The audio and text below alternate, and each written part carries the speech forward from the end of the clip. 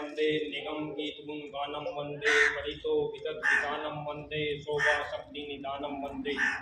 संपूर्ण विश्व को उत्पन्न करने वाले, वेदों द्वारा वर्णित गुणों वाले, चारों ओर अपना प्रकाश फैलाने वाले, शोभा और शक्ति के भंडार, हे ईश्वर, हम सब तुम्हें प्रणाम करते हैं, नमन करते हैं, शीश झुकाते हैं। शहीदों की चिताओं पर लगेंगे हर बरस मेले, वतन पर मिटने वालों का यही बाकी निशा होगा।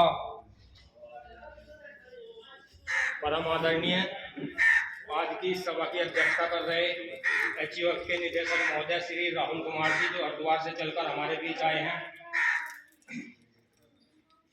स्कूल के प्रबंधक समिति प्रधानाचार्य महोदय, आए हुए समस्त अतिथिगण, जिला पंचायत और ग्राम प्रधान के भावी उम्मीदवार, समस्त अध्यापक अध्यापिकाओं, कर्मचारियों और प्यारे विद्यार्थियों, आप सभी को 77वें गणतंत्र दिवस की हार्दिक शुभकामनाएं। आज हमारा देश अपना राष्ट्रीय उत्सव 77वां गणतंत्र दिवस मना रहा है। आज ही के दिन 26 जनवरी 1950 ईस्वी को हमारा संविधान लागू किया गया था। संविधान निर्माण के लिए एक समिति बनाई गई थी, जो प्रारूप समिति थी। उसके अध्यक्ष डॉक्टर भीमराव अंबेडकर जी थे। उन्होंने तथा अन्य सदस्यों ने 2 वर्ष 11 महीने 18 दिनों के कड़े संघर्षों के बाद संविधान, संसार के सबसे बड़े लिखित संविधान का निर्माण किया, जो आज भारतवर्ष में लागू है। यह संसार का सबसे बड़ा संविधान है। उस समय इसमें 395 अनुच्छेद और 8 अनुसूचियां थी। आज इस समय लगभग 470 अनुच्छेद और 12 अनुसूचियां इस संविधान में हैं। साथियों, हमारा देश किसी समय सोने की चिड़िया था। इस पर विदेशियों की नज़र लगी और उन्होंने व्यापार के बहाने भारत में अपना व्यापार करने के लिए अपनी कंपनियां स्थापित की, जिनमें 1600 ईस्वी में ईस्ट इंडिया कंपनी की स्थापना हुई, जो अंग्रेज लोगों ने की थी, जो इंग्लैंड के निवासी थे। वह एक बहुत छोटा सा देश है, यूरोप का देश है। भारत उस समय बहुत बड़ा देश था, अविभाजित भारत था। बांग्लादेश तथा पाकिस्तान जो उस समय भारत की सीमाएं थी। उन्होंने धीरे धीरे भारत पर व्यापार किया और धीरे धीरे भारतीयों की राज्य प्रणाली में हस्तक्षेप करने लगे। सने सने उन्होंने अपनी सेनाएं बनाकर, राजाओं का सहयोग कर, इन्हें आपस में ही विभाजित कर, अपने आप ही लड़ाकर पूरे भारत पर अधिकार कर लिया। और इसके खिलाफ सन 1857 ईस्वी में एक क्रांति हुई।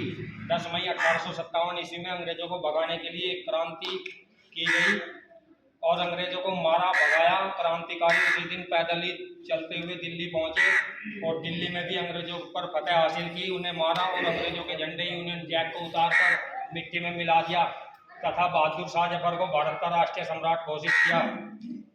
धीरे धीरे क्रांतिकारी आंदोलन चलते रहे और 15 अगस्त 1947 को देश आज़ाद हुआ।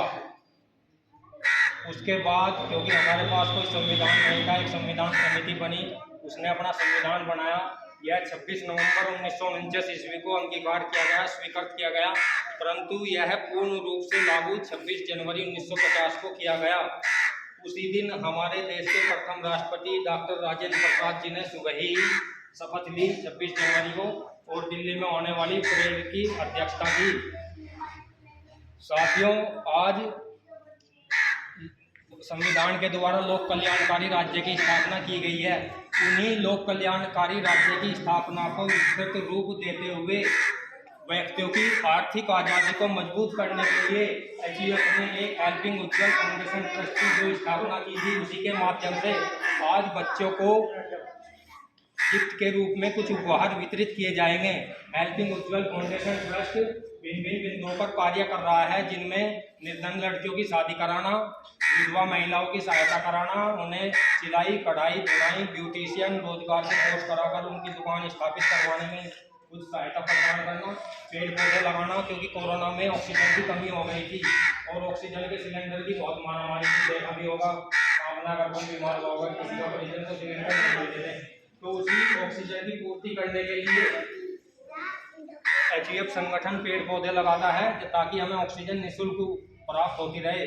और पृथ्वी का एक सिद्धांत है कि अगर उसके 33% भूभाग पर वन होंगे, वनस्पति होगी, तो ऑक्सीजन की मात्रा ठीक होगी, नहीं तो वो कम होगी। और उत्तर प्रदेश में 20% भाग पर ही वन आच्छादित हैं, तो इसे 33% करने के लिए एचयूएफ अपने पूरे संकल्प लगाए हुए हैं। हालांकि इसका ऑफिस हरिद्वार उत्तराखंड में है, परंतु उत्तर प्रदेश सहित भारत के सभी लगभग 28 राज्यों में और सभी केंद्र शासित प्रदेशों में आज एचयूएफ के कार्यकर्ता मौजूद हैं।